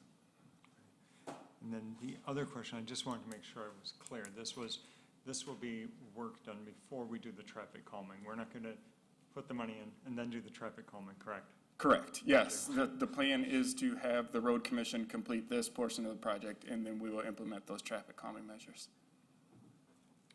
Thank you. Any other questions? So this is the entire Green Meadow Road from beginning to end. It's not like Parkway it ends and changes. It's the entire stretch. It's just partial. Right, yeah, it's just a Only partial partial? segment of the road. I don't know the exact Looks like limits offhand. 982 feet, if I remember from the estimate. 902 feet west of Driftwood. Was I right? Oh, 902. I said 982. West of Driftwood.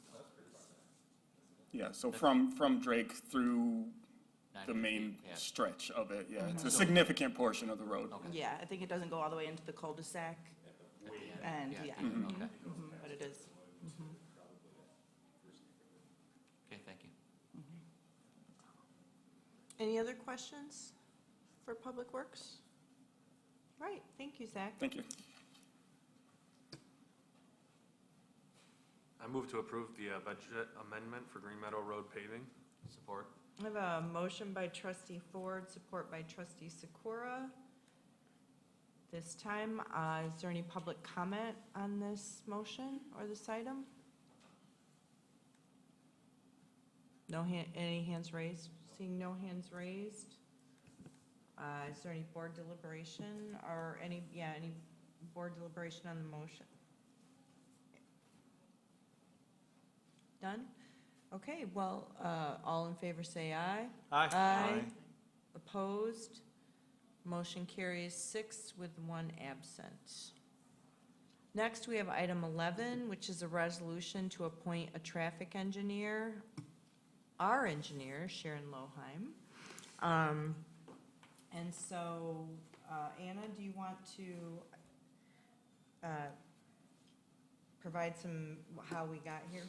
Yeah, I mean, maybe Jim can help out too, but this has come up a few times where we used to have a consulting traffic engineer that was a part of the approved professionals annually on the list with the auditors and whatnot. But we now have somebody internally with that experience and those credentials. And so we are looking to do that in-house. And kind of some of the recent issues, I think Jim can probably speak to more, but I definitely know in some of our upcoming development projects, this will be definitely highly valuable as well. Yeah, the question that was raised to me was whether or not we always had to go outside and get an outside traffic engineer in doing the research. As indicated in the resolution, we adopted the Uniform Traffic Code. The Uniform Traffic Code allows a local unit to appoint a traffic engineer that can exercise traffic orders. As Anna indicated, as our Public Works Office has expanded, it's gained additional expertise, and we have really the primary authority from a police power standpoint over roads. I know the Road Commission builds them and maintains them, but we still maintain police authority over it. And one of the things you can do with police powers is issue traffic orders to restrict parking in certain areas. That's one of the primary areas where we're having trouble right now. Doesn't mean that we dispense with input from the Road Commission. They have to still authorize the establishment of any signs that would be implemented through our traffic control order, but the authority primarily rests with us. And I appreciate our Public Works Department flexing a little bit of their muscle here and some of their strengths. Can I ask a question? So having this in-house, does that give us the authority to set our speed limits on these roads in the It wouldn't town? allow us to do that in and of itself, no. It would allow us to maybe have greater weight when we had a hearing or consideration, having our own traffic engineer. And of course, Sharon's got that background. Yeah, it doesn't much matter if the road's designed for 100 miles an hour if you put a 25-mile-an-hour sign on it, but. The board I think the board's probably aware, we have a traffic control order in place to deal with, an ordinance to deal with truck traffic. This would be the same type of process, except we don't have to pay an outside consultant because we have the expertise in-house. Cool, yep, great, thanks, Jim.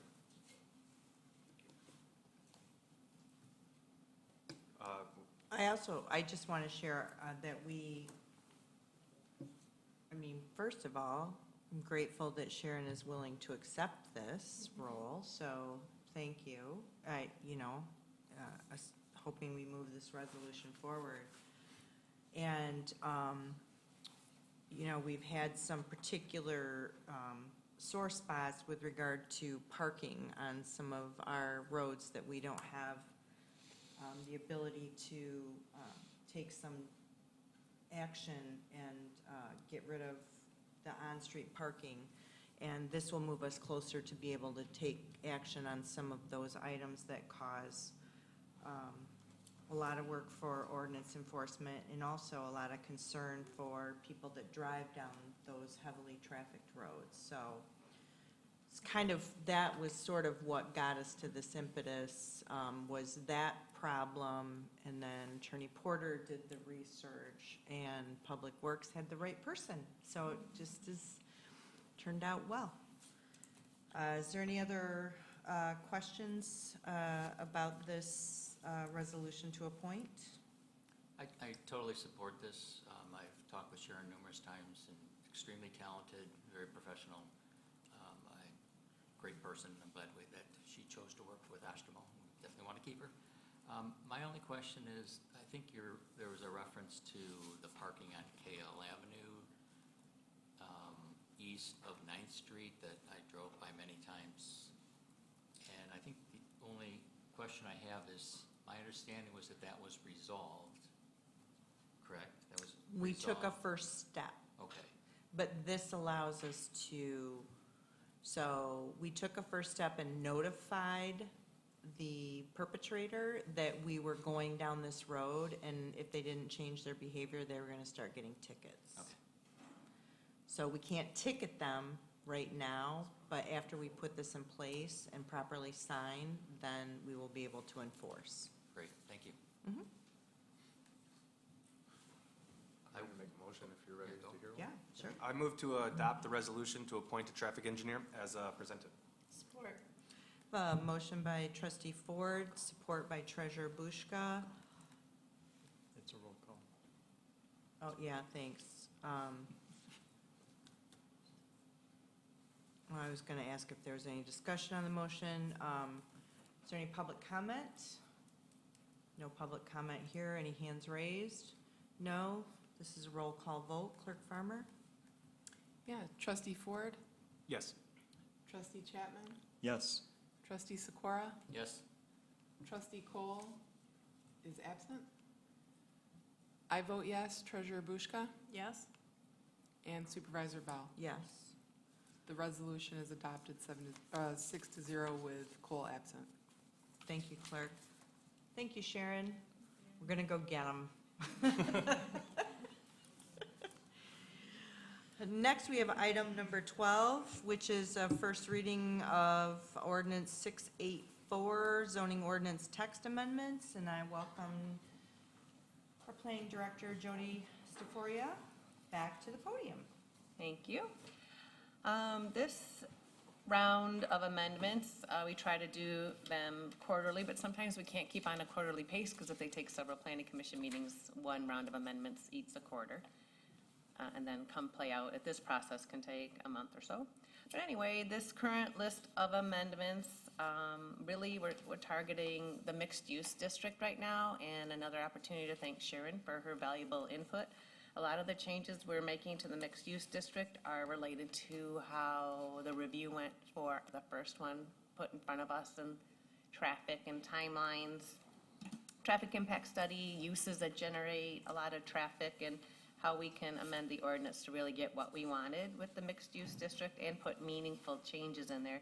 We have all kinds of great density bonuses, but eventually you're gonna make the road network fail. So we're just putting some qualifying language in the mixed-use district regarding traffic impact and making sure that if it says, well, the West Main can accommodate if you take West Main to 8 lanes, you know, we would want to be able to fall back on our planning documents where the community has always said, we want to be walkable, and we don't want our roads to be massive. And while we were working on these amendments, we realized that we need some similar language in the planned unit development with regard to phasing. So we have a couple of PUDs out there that have been inactive with new construction for a long time, and we would rather have a timeline that a developer offers when they're doing a multi-year project.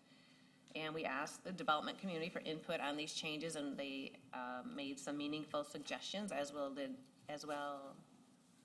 did our chair. That's not coming out right, but the chair also had meaningful input. He works with developers as an engineer for Whiteman Associates, so we're making some changes to just the timeline and phasing, and as the world trends change, a developer can always come back and submit a revised phasing timeline to the planning commission and explain why things aren't moving forward as anticipated, or as quickly as anticipated. Other changes, this is based on a need we've determined in the community and that we found in responding to some inquiries that our ordinance doesn't meet the requirements for adult foster care facilities. So that's the next series of amendments included in this quarter. And then, well, 2 more, but one is a temporary outdoor events. We often will get a call from, one example is a chiropractor who wanted to have a 2-day event in his parking lot for his clients or patients, but ordinance says, well, if you're more than a 1-day event, you need planning commission approval. Well, that's a timeline and an application fee for a small event where he just wants to appreciate his customers. Didn't make sense. But if we could do that administratively, that would be much better. And we'll get churches that want to do a weekend event in their parking lot and say, well, it's really a special use. when you're more than one day. So we're asking you to consider amending the ordinance to allow temporary outdoor events up to 3 days to be reviewed and approved administratively, and then anything longer would require planning commission approval, like a fireworks tent or, well, those are the big ones, fireworks tent, and those have all come to this planning commission for approval, and then they say year after year, you can just get your permits administratively once you have received your initial planning commission approval. But those generate far more income than a carnival in a church parking lot. So they don't mind the application fee and process. In fact, they probably think our fees are low compared to other communities around the country. And then the last amendment is regarding non-motorized facilities. The Zoning Board of Appeals has already fielded 3 variance requests this year for projects that triggered some type of non-motorized facility, whether it be a detached bike path or sidewalk, because of the size of their new building or their building addition. And there was nothing around those properties to connect to this path to. So the Zoning Board of Appeals has granted 3 variances with the condition that they agree to enter into an assessment district if and when we come with a bigger project, because now we have several properties to connect. They are like automatically consented to be included in that assessment district because of that action. And that's how the ordinance used to read, and then it was an amendment a few years ago that took that option away, which isn't really in compliance with federal requirements now that don't want you to build paths and sidewalks that don't connect to something, which I know the Public Works Director has spoken to you about earlier this year. I think it's called ProAg, but really don't have paths to nowhere anymore. That's really in violation of those rules. So this is first reading. The Planning Commission held their public hearing on August 14th and recommends adoption of these amendments to the zoning ordinance. Thank you, Jody. Any questions from the board for Planning Director on this item?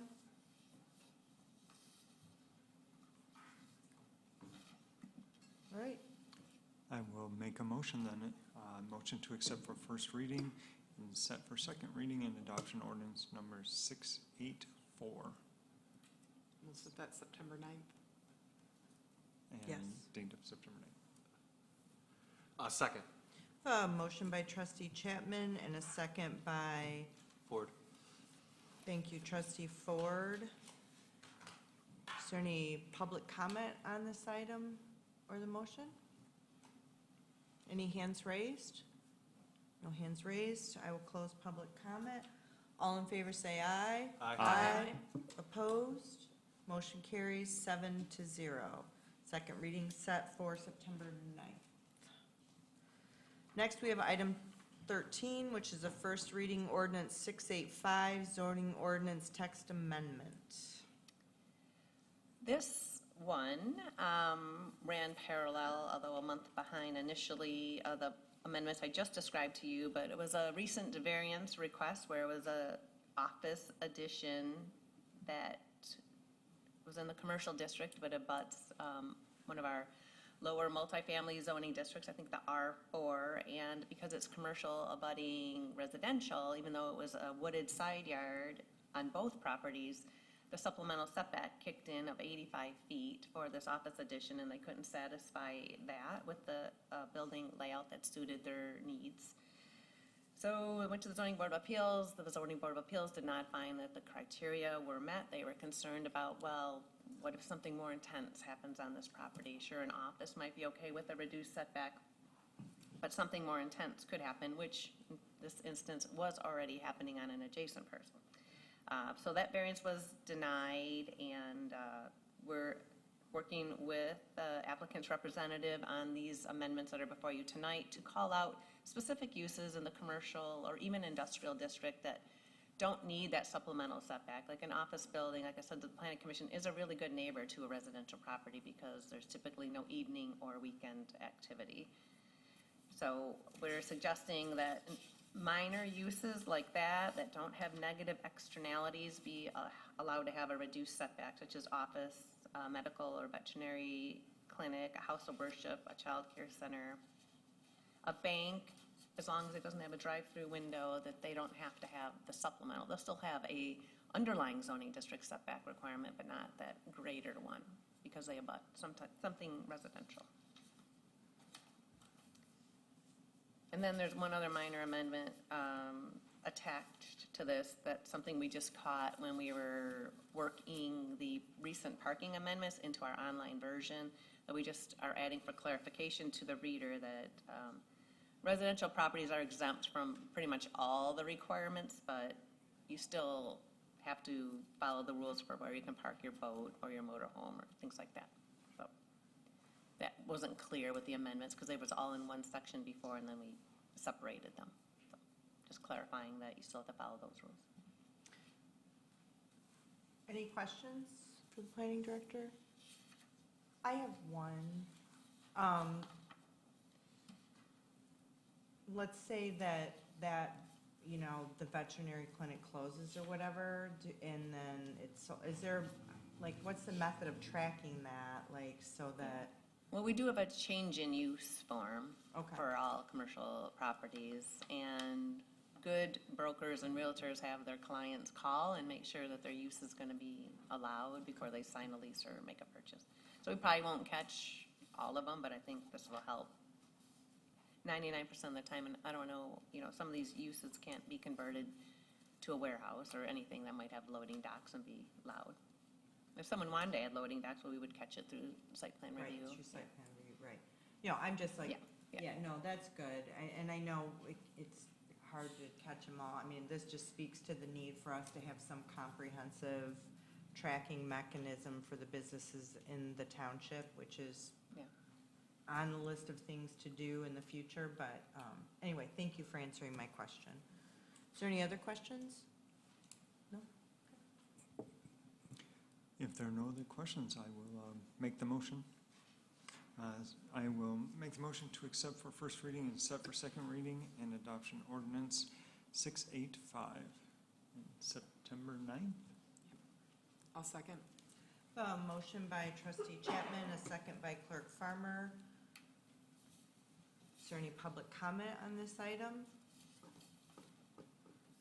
No public comment here, no hands raised online. All in favor say aye. Aye. Opposed? Motion carries 7-0. Second reading scheduled for September 9th. Next, we will go back to item 14, which is the continued discussion and consideration, compensation adjustments, budget amendment, and compensation performance and review policy. So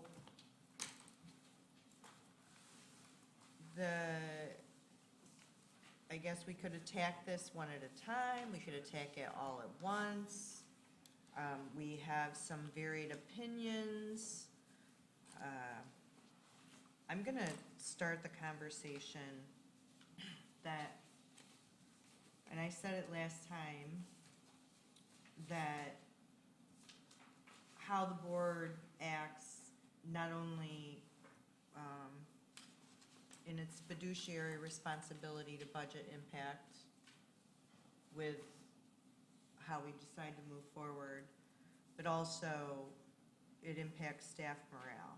And I can tell you that I know staff are watching this meeting and I know they're talking to each other behind the scenes. And so I really think it's very important that though we all have a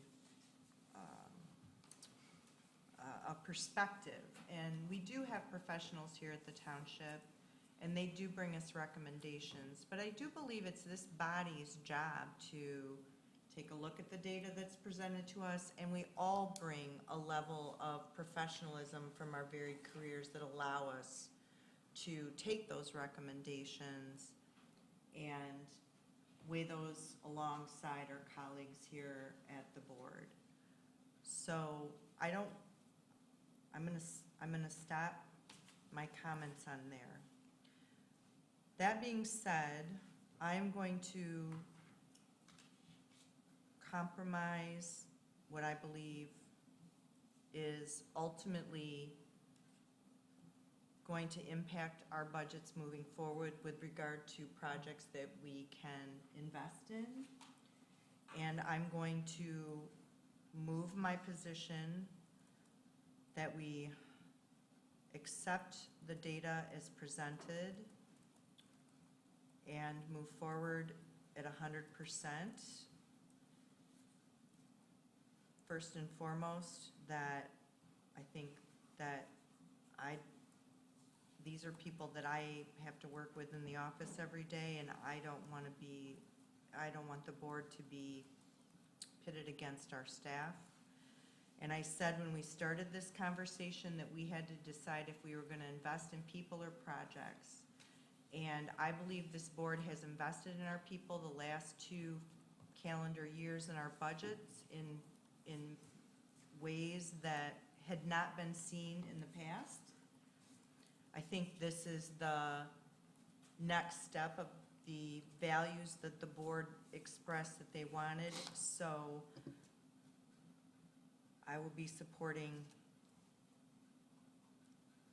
changing my support to immediate effect at 100%. Now you know where I'm at.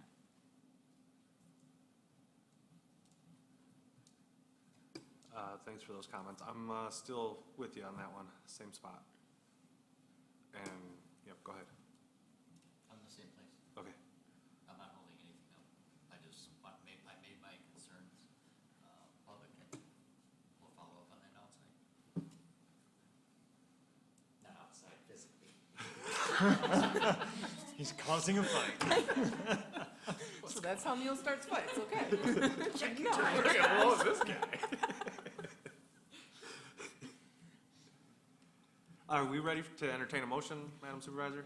I wanted to just point one other thing out, because I do want us to all be on the same page with this, that ideally, I want to point out too that I think it's important to point out that we're doing what we think is right by our staff. However, we are gaining, I guess, leverage. That sounds like a terrible word. Leverage makes it sound like we're adversarial with them, but when we're paying our employees properly and we're competitively paying our employees properly, we have the right to have high expectations for how they perform their job. I mean, a lot of people are going to get a raise, a substantial raise, right? We are going to have expectations, and I would hope too, after doing this, that we wouldn't have the level of difficulty that we sometimes have found in filling positions with quality people. I think that this will certainly help with that. So I stand in the same position that I was. I'm the only one who will vote against this, and that's just because I have a different view and a different perspective. But as I said before, it does not mean I do not value the employees who do the work here. But I think that as an individual with a fiduciary responsibility, I also weigh the taxpayers. And it's a difficult balance sometimes, but the taxpayers, when I see data that I believe is conflated, I will take the stand. It's not against any of our employees, but our citizens, I do have a fiduciary responsibility, and it is my opinion that my fiduciary responsibility requires me to vote no, for the reasons I previously mentioned. Any other members wish to speak on this item?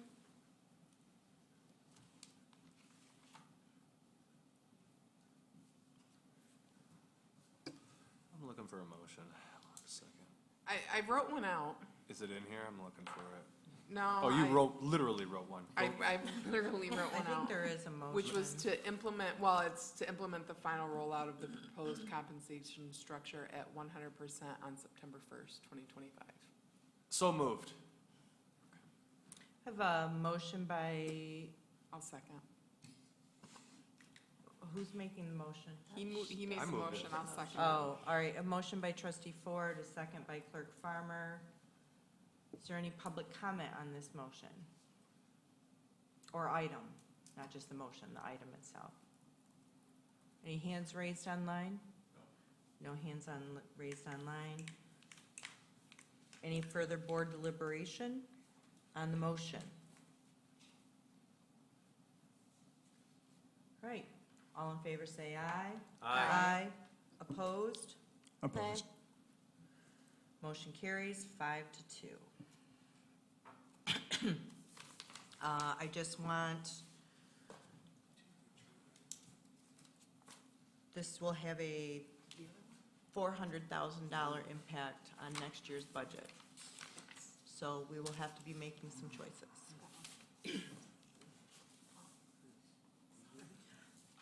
Next, I have item 15, which is a resolution to enter into closed session regarding the collective bargaining agreement.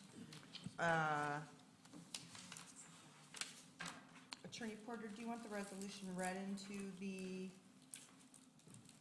I don't believe that's record? necessary. The resolution I'll do basically it. is to go into closed session to. Sorry. Resolution simply to go into closed session just to discuss the collective bargaining agreement with outside counsel. I'll make that motion. Second. We have a motion by trustee Sikora, a second by trustee Ford. Any discussion on the motion? Resolution, will you please call the roll, Clerk Farmer? Trustee Cole? Yes. Trustee Ford? Yes. Trustee Chapman? Yes. Trustee Sikora? Yes. Treasurer Bushka? Yes. I vote yes, and Supervisor Bell? Yes. The resolution is adopted 7-0. We are in closed session.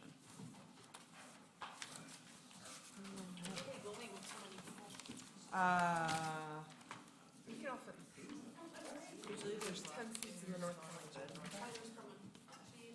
Chief and deputy chief are coming too. 9, 10, 11. Might be a little close. We can gather in the foyer. Oh, right, they're speakers. Thank you.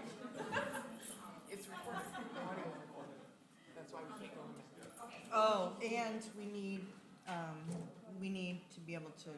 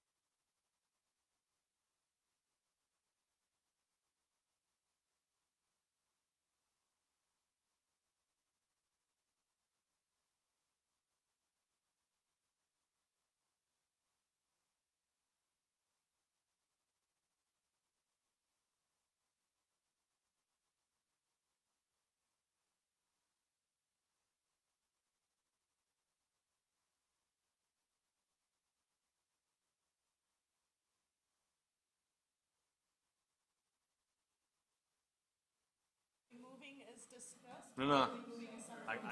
Hold on. You got it? I think I got it.